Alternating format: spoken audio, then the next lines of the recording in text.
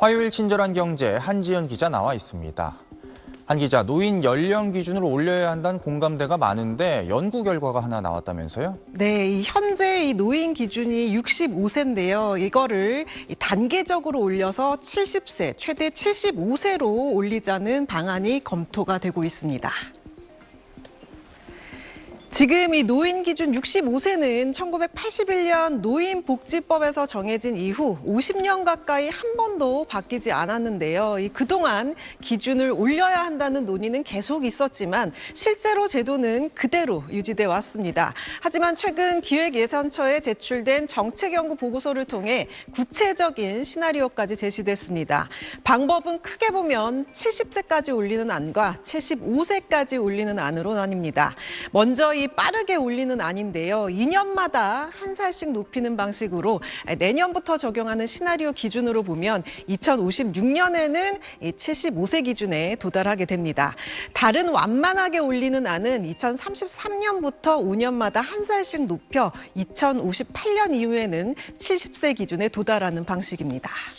네, 몇 살부터 노인으로 볼 건지가 연금 부담이랑 직결되는 문제라 그런 거죠. 네, 그렇습니다. 우리나라 이 연금 부담 2050년에 보면요. GDP 대비 41.4%까지 늘어나는 것으로 전망되고 있습니다.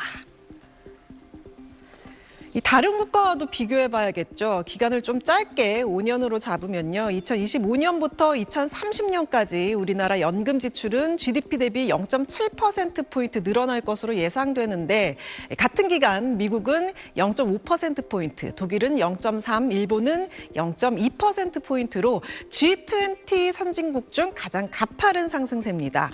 다른 주요 선진국보다 연금에 들어가는 돈이 더 빠르게 불어나고 있는 겁니다.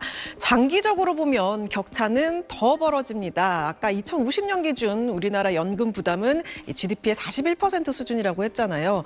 근데 이 주요 선진국 G7의 평균은 11%에 그치면서 이걸 단순하게 비교하게 되면 3.5배 넘게 차이가 난다는 계산이 나옵니다. 실제 돈도 빠르게 늘고 있습니다. 이 기초연금은 현재 약 24조 3천억 원 수준인데 이대로 가면 2050년에는 약 58조 9천억 원까지 증가할 것으로 전망됩니다.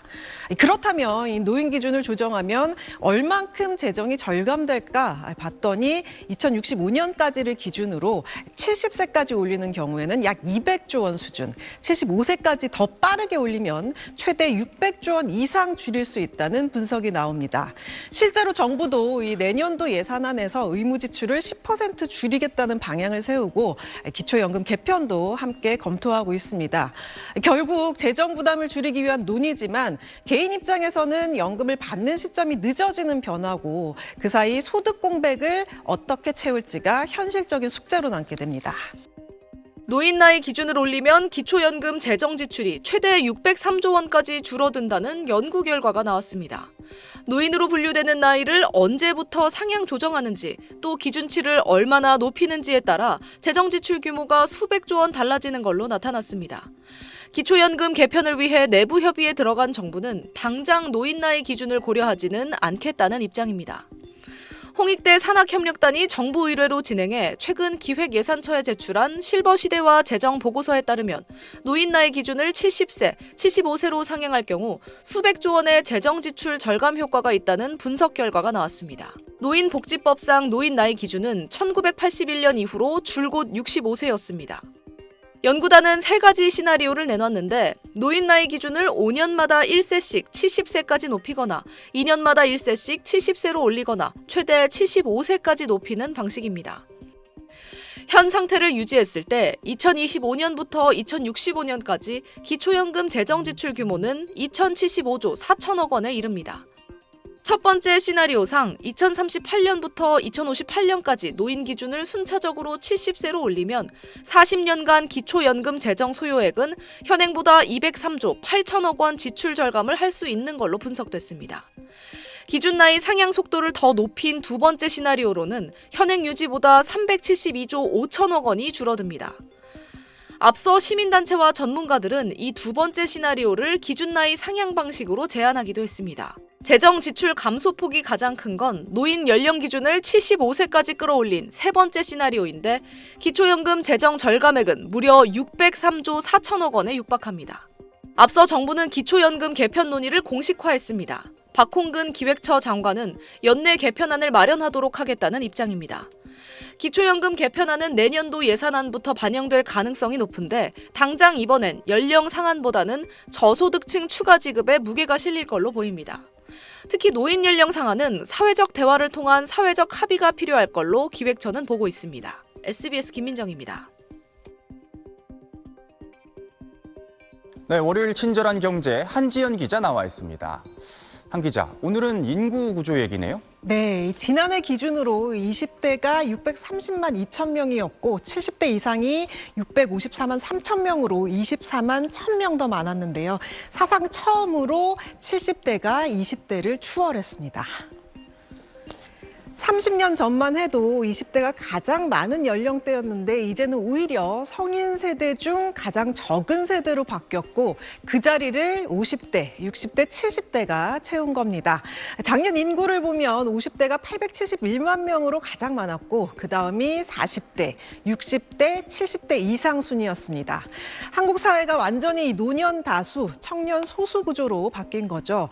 단순히 인구 비중 변화가 아니라 소비, 세금, 노동 등 사회 전반의 구조를 바꾸는 흐름이라고 할 수 있겠습니다.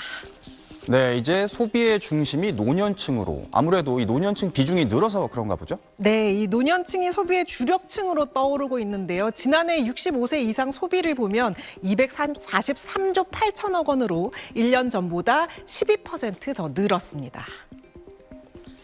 그럼 반대의 경우는 어떤지 비교를 해봐야겠죠. 같은 기간 15세에서 64세 노동 연령층 소비는 6.3% 증가에 그쳤습니다. 즉 노년층의 소비 증가율이 2배 가까이 높았던 겁니다. 전체 소비에서 비중도요. 이 노년층 비중은 16.7% 역대 최고 수준입니다. 눈에 띄는 건 소비의 성격입니다. 이 노년층 소비의 절반 이상이 민간 소비, 그중에서도 여가, 문화, 외식 등 삶의 질을 높이는 소비가 크게 늘었습니다. 즉 병원비 같은 필수 지출보다는 나를 위한 지출, 즐기는 소비가 중심이 되는 겁니다. 특히 65세에서 74세 이른바 젊은 노년층이 이런 변화를 이끌고 있는데요.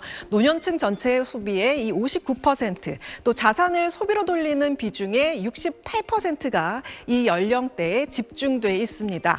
실제 수치로도 나타납니다. 이 민간 자산 재배분 규모가 49조 3천억 원으로 역대 최대치를 기록했는데요. 저축을 줄이거나 이 부동산 예금을 처분해서 소비로 돌린 금액을 뜻합니다. 이런 세대를 마케팅 업계에서는 액티브 시니어 또는 뉴 시니어라고 부르는데요. 나이는 들었지만 여전히 활발히 일하고 배우며 소비의 중심으로 떠오른 인생 2막 세대를 뜻합니다. 이런 변화는 단순한 세대 특성이 아니라 소비의 주도권이 청년층에서 노년층으로 넘어가고 있다는 신호로 해석됩니다. 네, 근데 뭐 어디까지나 노년 인구가 쓰는 돈을 다 합치면 그렇다는 거지 노인 빈곤 문제는 여전히 심각하죠? 네, 이 노년층 소비 통계와 노인 빈곤율 문제가 이 정반대로 보이지만 사실은 서로 다른 두 집단의 얘기입니다. 소비가 늘었다는 건 주로 자산이 있고 이 건강한 60대에서 70대 초반 영시니어층의 변화입니다. 퇴직금과 연금이 있고 부동산을 팔아 현금을 만드는 세대죠. 반면 75세 이상 고령층은 소득이 거의 없고 기초연금에 의존하거나 노년 아르바이트로 생계를 유지하는 경우가 많습니다. OECD 기준으로 우리나라 노인 빈곤율은 37에서 40%, OECD 평균인 13%의 3배 수준으로 여전히 1위입니다. 즉 같은 65세 이상 통계 안에 활발한 소비층과 빈곤층이 함께 존재하는 겁니다. 한쪽에서는 소비 급증이, 다른 한쪽에서는 빈곤 심화가 동시에 나타나는 거죠. 결국 이건 노년층 내부의 양극화, 돈 쓰는 노인과 버티는 노인의 간극이 커지고 있다는 뜻입니다. 이런 현상은 이 연금 격차, 복지 사각지대, 부동산 중심 자산 구조가 맞물린 구조적 문제라는 분석입니다. 네, 한 기자 잘 들었습니다.